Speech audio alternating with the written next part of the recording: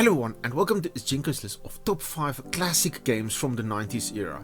These games are really close to my heart, as this was a period in my life where gaming really got its hooks into me, and I started to look at games more closely and started to define my preferences and the sort of games that I'll come to love moving forward in my life. That is why I want to open with a game so big, so monumental that it does not need an introduction, and that is Half-Life. 1998 was a year that blew my mind in so many ways. It had so many good games and it kickstarted my gaming addiction thoroughly. Chief amongst these great games, there were 3 that really left a big impact on me and really shaped how I come to love games, and Half-Life was definitely one of those 3. From the moment I booted up the game and watched that tram ride unfold in front of my eyes, I knew I was in for something special. This is not going to be just a game that you play, this is going to be an experience. Back then games were quite a bit different, especially when it came to shooters. So you see, Half-Life was definitely a breath of fresh air. For instance, it brought this whole cinematic feel to the sort of games. Half-Life wasn't the first to try this, but it handled everything it set out to do so masterfully that it managed to revolutionize the way we looked at the gaming experience. Nowadays it's the norm, but Half-Life was the driving force that got us where we are today. That feeling that you get when you're playing a game, as if you're inside of a film,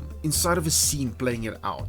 Half-Life was the game that got us there. Around the time, shooters focused more on the action and visual and just running around, grabbing keycards, opening doors and shooting and blasting, and just the frantic pace of it. Half-Life had more of this slower pace to it. The action pieces were still there, but it knew when to slow down and focus more on the characters and the environment, everything around you.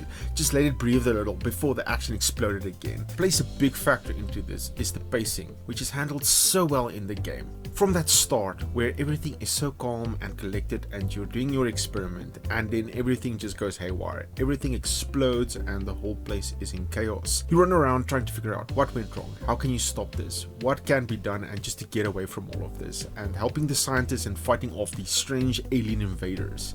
Then the military gets involved. They start shooting at you. They attack you out of the blue. They start killing scientists as well. It is just chaos. Then you get into these set pieces where the military are fighting off these creatures, and it's just chaos. It's just havoc through and through throughout the game, up until that explosive end where everything just comes together and it just nails it. The game has this very slow, methodical way of opening up before you, letting you breathe in this giant beautiful world that exists around you. Half-Life is a masterclass in storytelling, and its impact can be felt still to this day.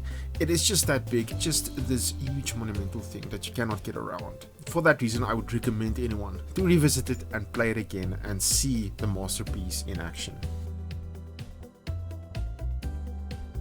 In 1998, there was a game that came out. It was a bit of a strange creature. You see, when the game came out, there wasn't a lot of hoo-ha or fanfare around the game. I remember not knowing anything about the game by the time it was out. But at school, people started talking about it and mentioning it more and more, and this excitement grew around it, and I couldn't wait to get my hands on the game. And that game was Commandos Beyond Enemy Lines. The first memory I have of this game is a bit of an interesting one. There was this kid down the street who had a bit of a birthday gathering one evening, and he had this game on his PC, so he said I could come and check it out. So I got there in time for the birthday party, actually a little bit early, so I could go into the game and see what it's all about. By the time I pulled myself away from the game, everybody had already left and they had forgotten I was actually there. I was just so enthralled with the game, I was completely quiet in his room playing this game the entire night. Yeah, so it left a bit of a good impact on me. The premise itself is simple enough. It is World War II. You are playing as some allied officers. Each of them are specialized in their own specific way. For instance, there's a marine with a boat who you'll definitely need to traverse around. There's the green beret who's really good at taking down your enemies. There's a sniper who can take people down from far away. There's also the spy who can infiltrate the enemy's installations, and he can distract and also let your other officers move around more easily. Each of them have their own specifications, and it's a blast to see the mission come to fruition, letting all the different parts fall into place. Something that stood out to me over the years that was quite funny around the time was a joke where each mission was about getting your officers into place and then blowing up some key structure in the war effort. It was actually quite funny and ironic that each mission was so unique and it always ended in the same explosive finale.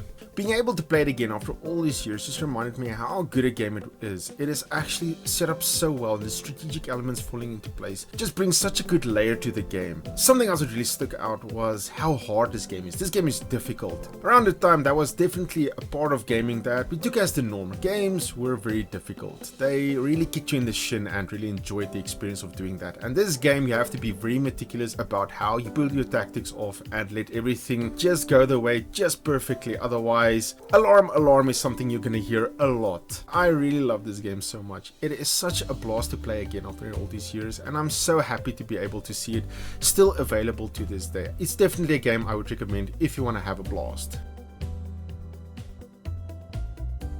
Next up is a game that's very special to my heart because I feel it's very underrated as it's overshadowed by some bigger names in the industry, and that is Chrono Trigger.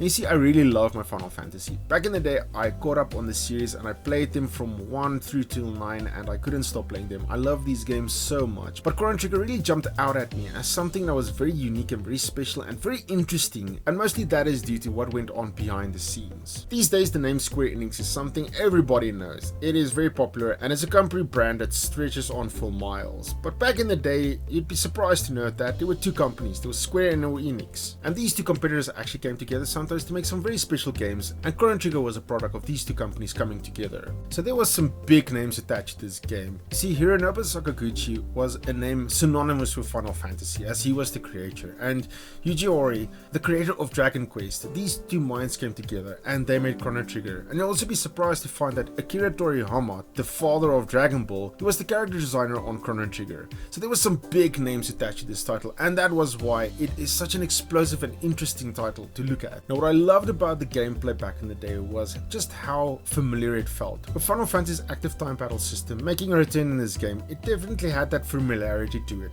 But then you have these decks where the different characters all have a technique that they can use, but you also had some crossovers where different party members can use techniques simultaneously, and you can even have all three characters have like a super move they pull together, which really added this whole layer to the battle that really felt very unique and very cool at the time. But where Chrono Trigger really shines is in its story. It's so expansive and so deep and so beautifully laid out that I can't help but love it so much. It actually spans through time with all sorts of time jumping shenanigans where you can change stuff in the past that affects stuff in the future and all sorts of different trappings like that. And what makes it just as exciting is you can get different characters from different time periods. From prehistoric times you get Ayla, even into the future you get Robo. So you have these two very different sort of feels to the game that comes together and just combines perfectly, that really nails the feel and the look and the whole vibe that the game is setting out. Then getting the ship to Epoch that you can actively jump between the different time periods makes for so much fun, where the game really opens up and you can explore each of your party members' different storylines. It actually gets a little bit heart-wrenching how you go into each of their stories and each of their things where their trials and tribulations ended up. And I'll definitely have to point out Frog, as he is such an interesting character. I do not want to spoil anything about his character and just who he is and what he goes through. And all of these party members are so interesting, and having the different time periods play into that and how the storyline evolves and changes and what you can do in effect really makes it such a good game. And even though I really love Final Fantasy and all of the games are so much fun, this is a series that I feel so bad has not gotten any love over the years, as Chrono Trigger has so much potential to make for such good storytelling in the current day and age with the graphical power and different sorts of technology we have at our disposal today. But at least it is still available on Steam, and you can definitely go back and play Chrono Trigger over and over, as it definitely deserves all the love it can get. So next we're going to jump right into the thick of things with something very mindless and a lot of fun with Carmageddon. Carmageddon nails mindless fun over their head with a sledgehammer. There is no grandiose story, no saving the world, no trying to be the hero, or any deep underlying human story. There is nothing of the sort yet. This is just balls to the wall, mindless fun, going out of your way, just crashing, causing havoc, and just laughing at all the pixelated carnage that happens all over your screen. A memory that's stuck in my head after all of these years is me jumping on my bicycle, pedaling down to the internet cafe down the street. As you walked along the many stations set up there, you could always see two games going on at all times. Multiplayer games of Duke Nukem and multiplayer games of Carmageddon. You could jump into any of these and have yourself a blast. They're always so much fun to be had, just racing around and playing with other players. And even though this is a racing game, there was not a lot of racing going on, so to say. You always just had a blast, just driving into other cars, just smashing them and totaling them and see who can you like totally destroy before they destroy you first. As far as the multiplayer component is concerned today, I'm not sure how you'll be able to get it running now, as it is a bit of an older game, and around the time internet was not such a big thing and as thoroughly working as it is now. So it's going to be a bit of a mission to get the game to play. I've seen they're all multiplayer packs, and you're going to have to do a little bit of snooping to find ways to do that. But if you're looking for a single player mindless brawl, then this is definitely going to be a game for you. Even as I played it recently, I had so much fun with the game again. It's definitely not something that'll have a lot of longevity, as it is more of a game that you can throw in every now and again and just have some fun. There's no deep story that's going to pull you forward for many hours to go, but in between games and just if you have a few minutes to blast away, this game is definitely going to be for you.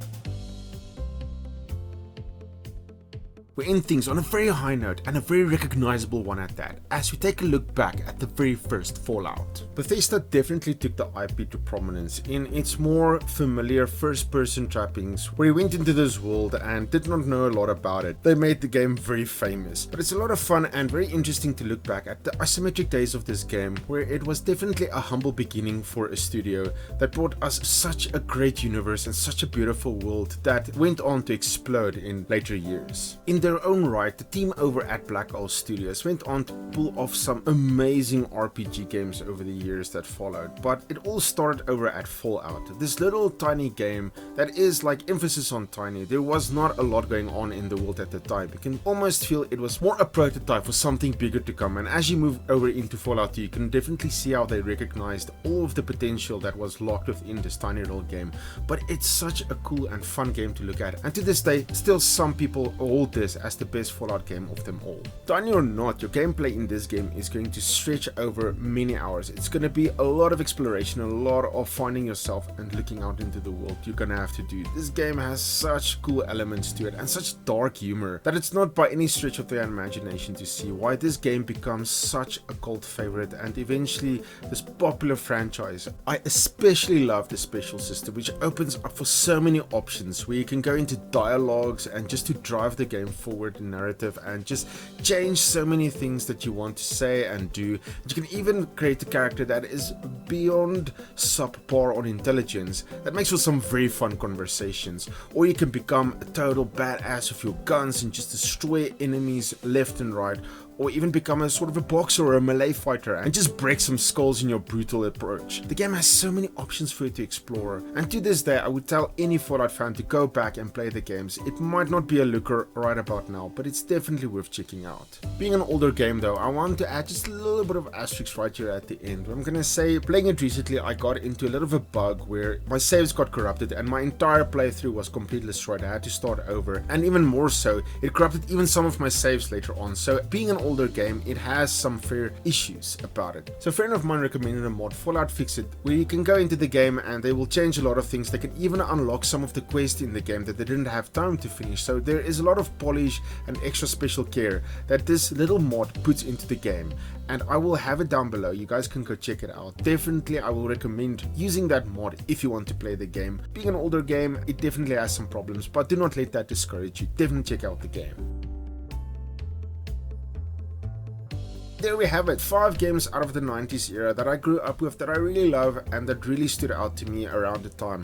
But these are only 5 amongst a whole list of different games that were really exceptional to me, and I will look back at more games and maybe there will be a list of 5 extra games from the 90s period or even from the 2000s that stood out to me, and I will definitely talk about them and why my passion is burning so fiercely for these titles. But as I stated, some of these games are buggy and it's sometimes difficult to play these games nowadays. I'll definitely say these are worth checking out through nostalgia lenses. But tell me, what do you think of the list? Are any of these games some games that really stood out to you at the time? Do you remember any of them fondly, or are they a little bit before your time? Do you look back at these and think, oh wow, I'm so glad we are where we are today? But also, you can't help but look at these and think so many aspects of these games leaked over into today's games and really inspired a whole generation of new games in the current scene. So comment down below any of the 5 games that you think really stood out to you. Subscribe to the channel if you want to see some of my daily indie playthroughs, and if you want to see more of these top 5 videos that I'll be putting out. But thank you guys so much for joining us on this nostalgic trip, and then I'll see you next time.